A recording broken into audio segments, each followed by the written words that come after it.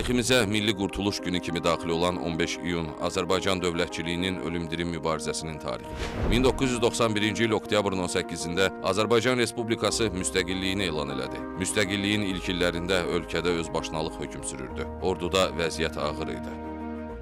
Azərbaycanda hakimiyyət boşluğu yaranmışdı. Gərginləşən siyasi vəziyyət, əhalinin ağırlaşan sosial durumu ölkəni bu bəlalardan xilas edə biləcək.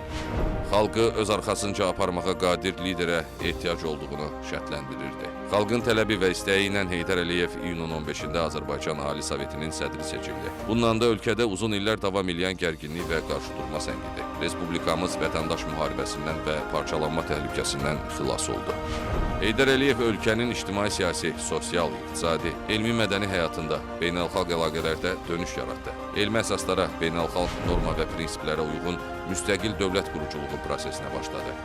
15 iyun müasir Azərbaycan dövlətinin tarixinə Milli Qurtuluş Günü kimi daxil oldu. Azərbaycan Respublikasının prezidenti Cənab İlham Əliyev.